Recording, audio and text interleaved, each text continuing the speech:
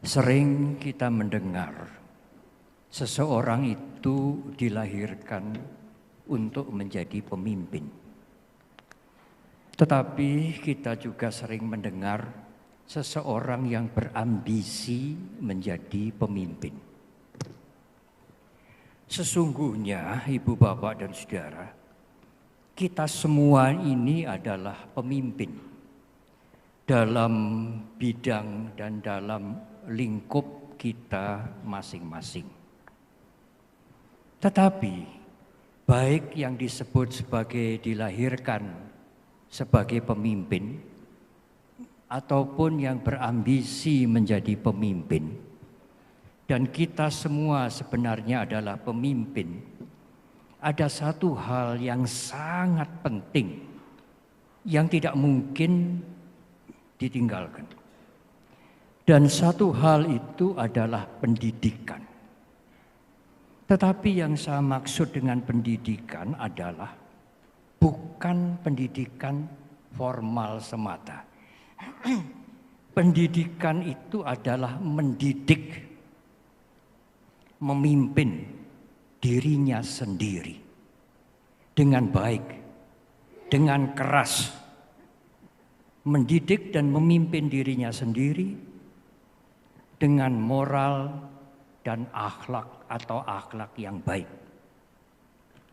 Kalau seseorang tidak bisa memimpin dirinya sendiri, jangan harap orang itu bisa memimpin orang lain. Ibu, Bapak, dan saudara-saudara, tadi Bapak Kases Pimpol Prof. Kris mengungkapkan satu ungkapan yang saya catat. Pemimpin itu bukan hanya apa, tetapi siapa. Saya ingin menggarisbawahi kalimat itu. Justru pemimpin itu harus siapa dulu, baru apa yang akan dia pimpin. Oleh karena keteladanan itu mempunyai kekuatan yang sangat luar biasa ketimbang anjuran. Sering dikatakan bahwa 2 kali contoh itu lebih powerful, lebih kuat ketimbang 10 kali anjuran. Seorang pemimpin seharusnya jujur. Sebagaimana yang tadi saya menghafal, jitu itu jujur, integritas, terpuji, dan unggul. Tetapi Ibu, Bapak, dan Saudara, jujur yang ingin saya sampaikan adalah bukan semata-mata jujur kepada orang lain, tetapi jujur atas dirinya sendiri. Dia harus konsisten antara apa yang dia berikan sebagai pemimpin dan perilakunya sendiri. Konsistensi itu akan menjadi integritas. Dan seseorang yang mempunyai integritas itu akan sangat berharga.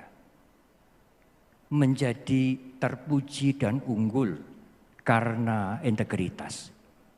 Jabatan apapun, apalagi jabatan birokrasi, mohon maaf, hanya sementara. Tetapi integritas itu akan sangat berharga sampai Anda menutup mata. Seorang pemimpin layaknya mempunyai kedewasaan emosi dan keuletan. Tidak semata-mata kecerdasan intelektual. Kalau seseorang aware, sadar, dan mengelola emosinya, maka ia akan mampu menjadi pemimpin yang baik.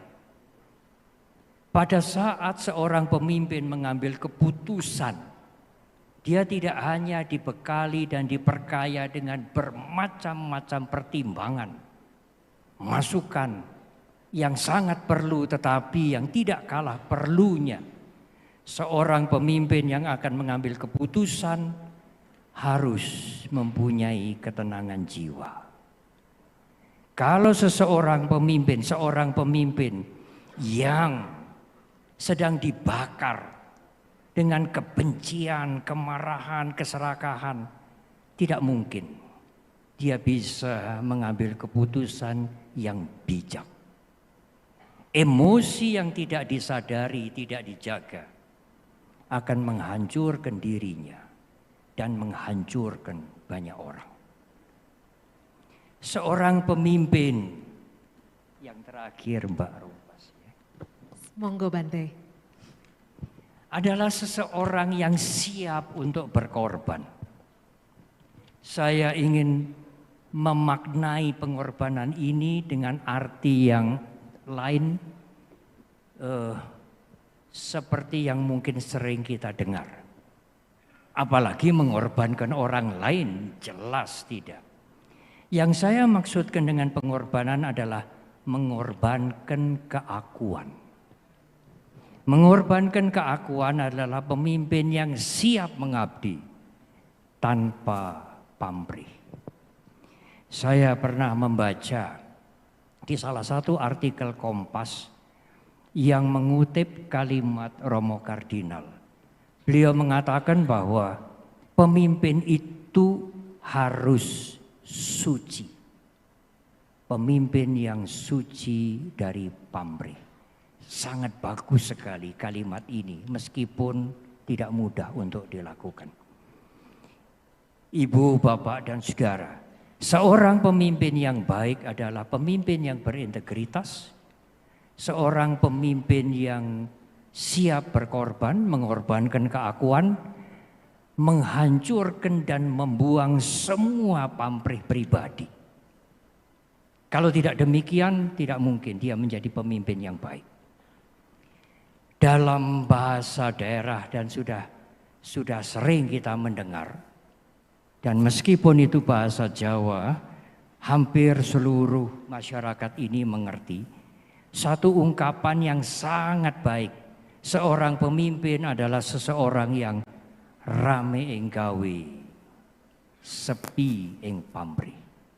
Semangat mengabdi tetapi bersih, suci dari pamrih.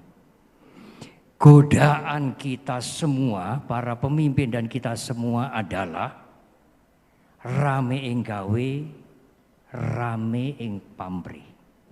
Semangat bekerja, rajin, sungguh-sungguh, tetapi juga pamrihnya besar. Ibu, bapak dan saudara, harapan saya marilah kita semua menjadi pemimpin yang sungguh-sungguh, rame ing gawe, sepi ing pamrih. Matur nuwun, terima kasih. Terima kasih Bante, boleh tepuk tangannya. Bante, tapi tadi Bante menyebutkan bahwa ketenangan jiwa itu penting ketika memberikan keputusan. Ya. Karena jika keputusan diberikan ataupun dilakukan melalui jiwa yang tenang, hasilnya akan lebih baik. Sangat benar.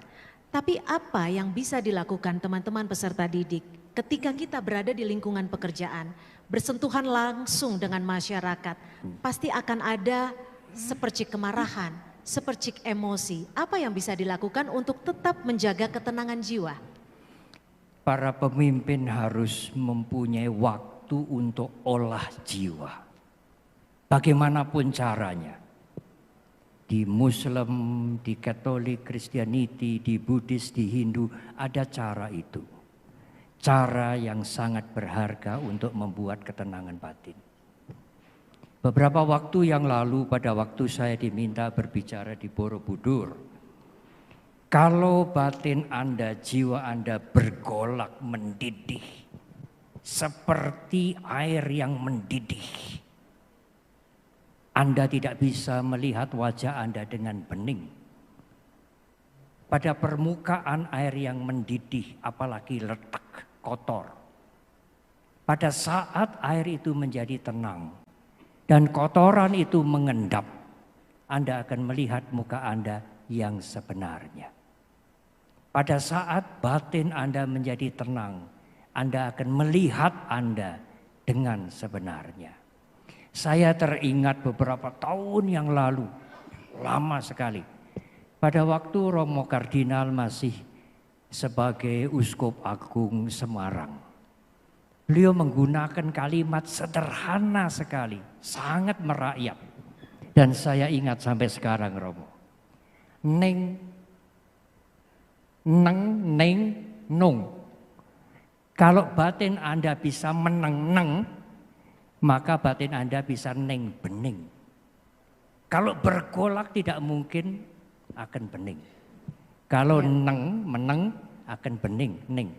Kalau bening akan nong. Nong itu dunung. Mengerti dengan jelas segala masalah, persoalan dan lain-lain. Sehingga seorang pemimpin bisa mengambil keputusan yang bijak.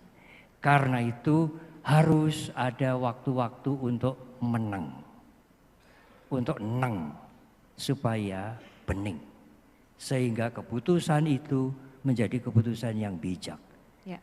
Dan keputusan itu akan menyangkut, akan berpengaruh pada banyak sekali orang. Ya. Semakin tinggi kepemimpinan mereka. Semakin tinggi kepemimpinan mereka, ia harus mempunyai waktu untuk neng. Supaya bening. Dan keputusannya keputusan yang bijak. Baik. Matur nuwun. Baik, terima kasih Bante. Kita berikan tepuk tangan yang meriah untuk Bante. Dan kita sudah dengarkan bersama perspektif singkat dari keempat narasumber. Saya yakin ini adalah poin-poin utama meskipun singkat tapi begitu mendalam. Dan saya yakin dan percaya pasti dari peserta didik ingin bertanya kepada para narasumber. Saya akan sediakan waktu untuk 4 penanya kepada para narasumber kita. Mohon disampaikan pula nama dan juga pertanyaan ditujukan kepada siapa. Sudah ada 2 standing mic di sebelah kiri dan sebelah kanan. Monggo bagi yang ingin bertanya langsung saja. Silakan yang di... Oke, baik. Akan dibagi menjadi satu pertanyaan langsung dijawab seperti itu ya Bante ya. Baik, silakan. Ingin ditanyakan kepada siapa?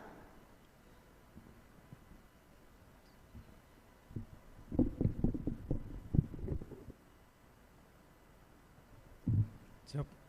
Mohon izin bertanya kepada Biku Sri Matahera terkait dengan ketenangan jiwa dan kebijakan dalam membuat keputusan.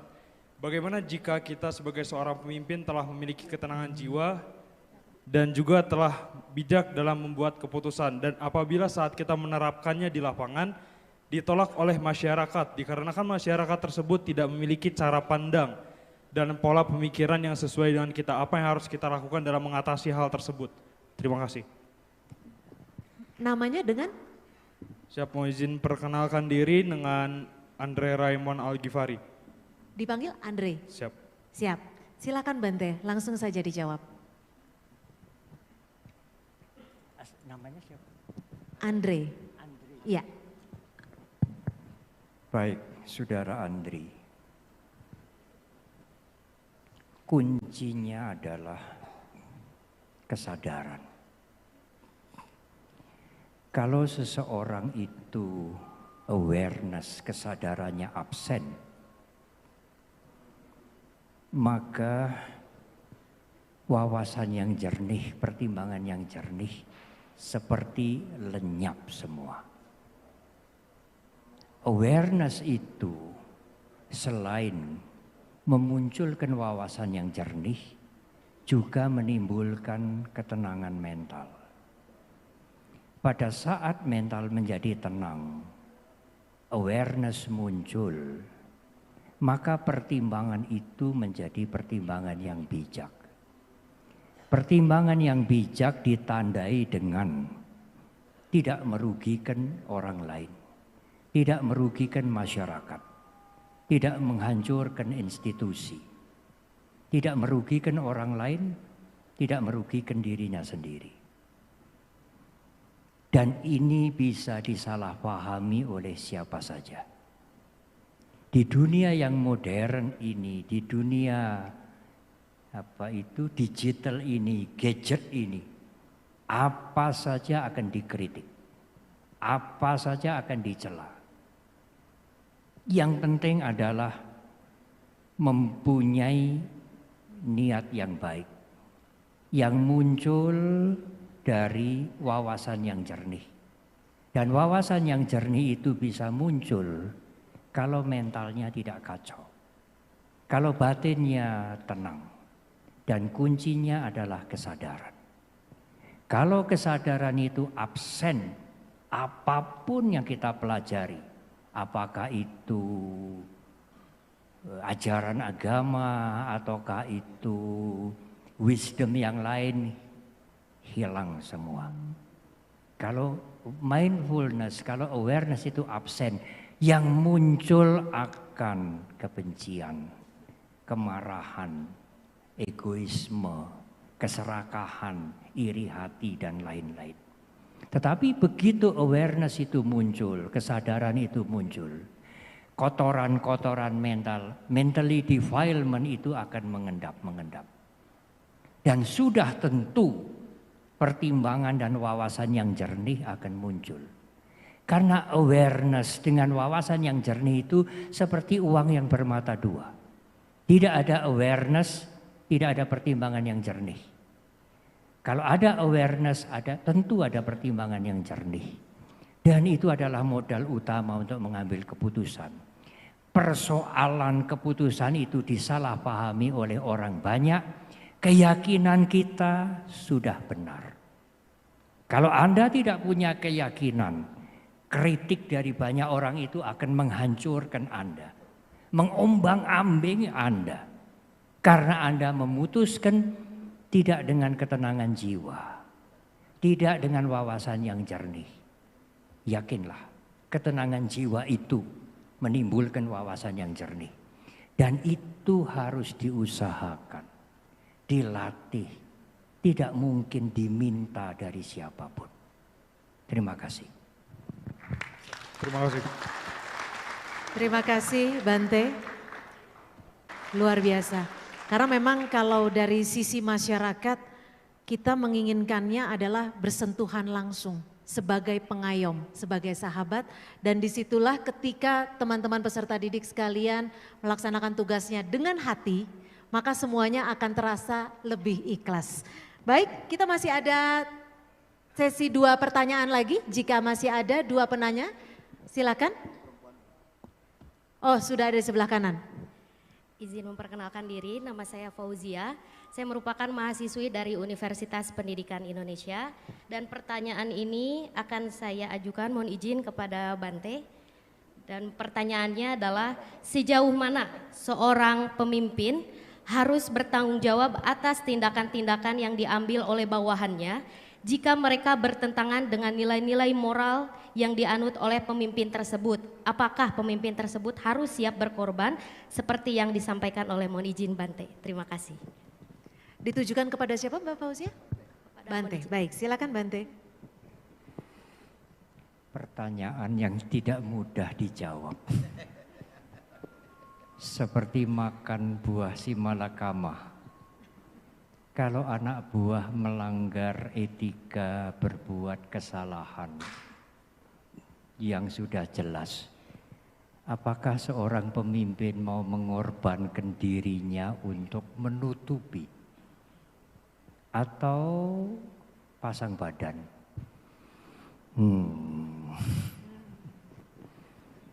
Mungkin pertanyaan ini lebih baik ditujukan kepada Bapak Kases Pimpol.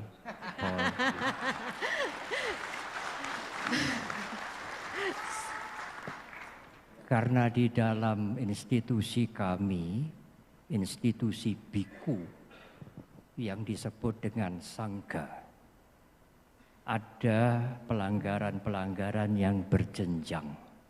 Pelanggaran ringan, pelanggaran menengah, pelanggaran berat. Pelanggaran ringan mudah direhabilitasi, direhabilitir. Pelanggaran menengah memerlukan sedikit proses.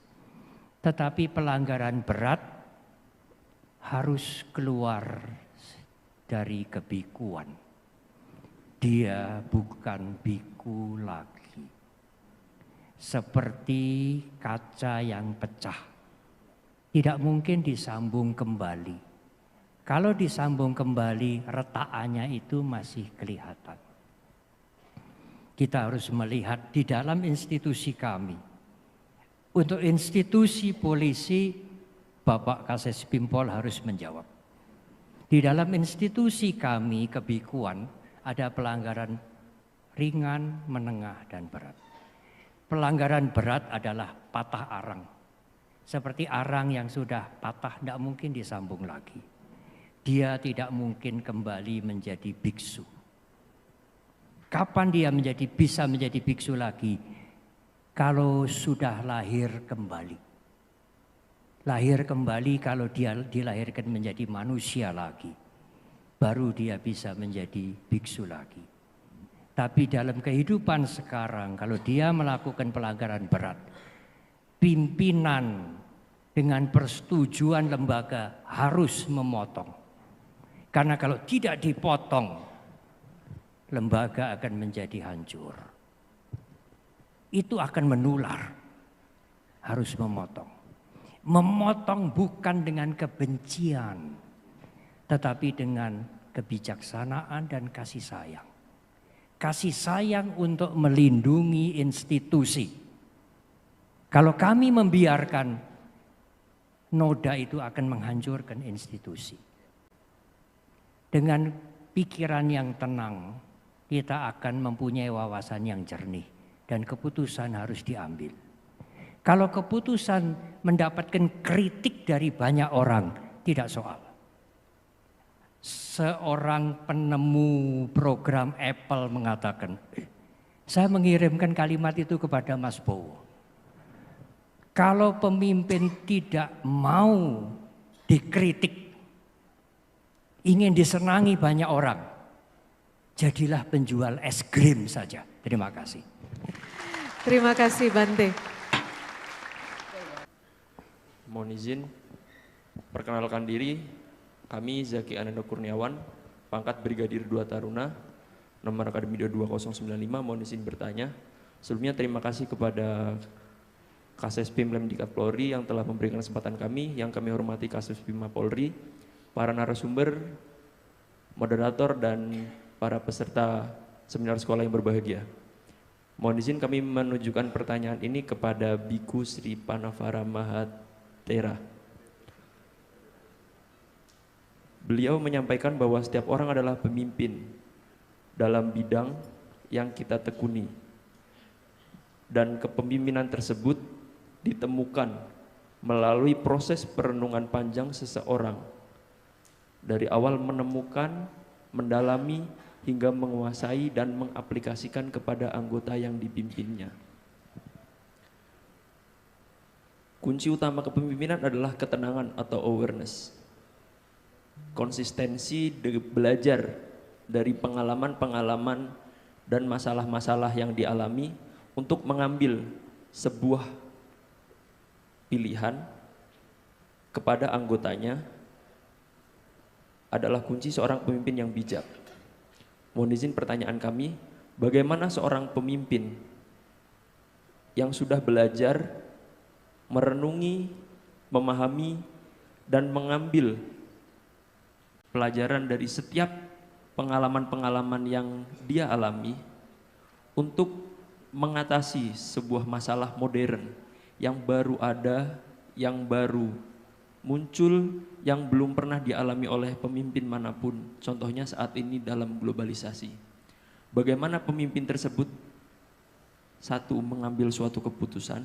Yang kedua, mengambil pertimbangan. Dan kepada siapakah pemimpin tersebut itu menjadikan titik pertimbangan atau titik konsultasi yang dijadikan acuan sehingga beliau atau pemimpin tersebut menjadi bijak dalam mengambil sebuah pilihan untuk anggota-anggota yang dipimpinnya. Seperti itu Bante. Terima kasih. Baik, terima kasih Mas Kurniawan. Panjang juga pertanyaannya nih. Bante paling laku sepertinya. Silakan di Bante, monggo dijawab. Nanti selanjutnya Romo dan Pak Andre. Izinkan saya menjawab tidak terlalu panjang. Kalau memerlukan uraian yang panjang, mungkin harus ada seminar baru.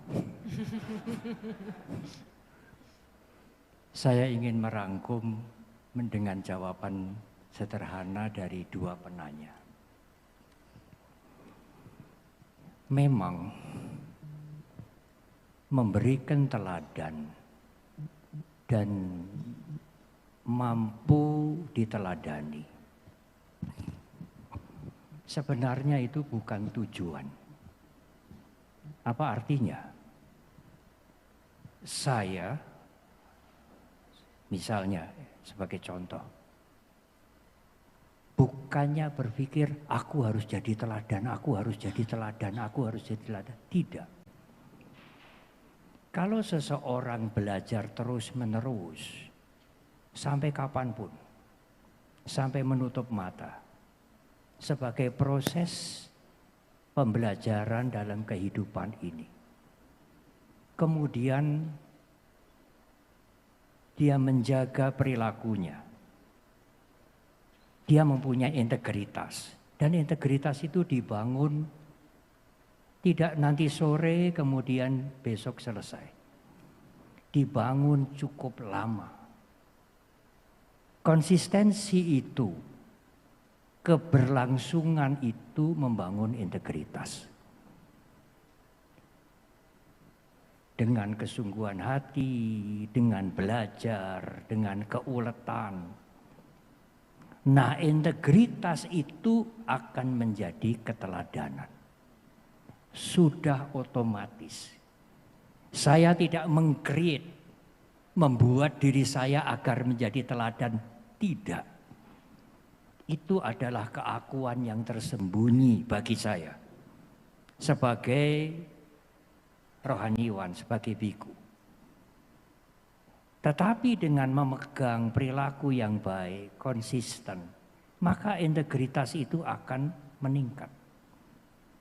Dan proses belajar, memperbaiki kesalahan itu terus. Sampai kita menutup mata. Karena mungkin pada waktu kita menutup mata, kita belum menjadi orang sempurna. Nah, integritas itulah yang kemudian tumbuh, kemudian berkembang, akan difahami oleh yang lain. Oh, dia menjadi teladan. Dia patut menjadi teladan. Lakukan kewajiban Anda dengan baik, mempunyai konsistensi, menjaga perilaku, dan integritas akan muncul. Konsisten. Dengan sendirinya Anda akan menjadi teladan.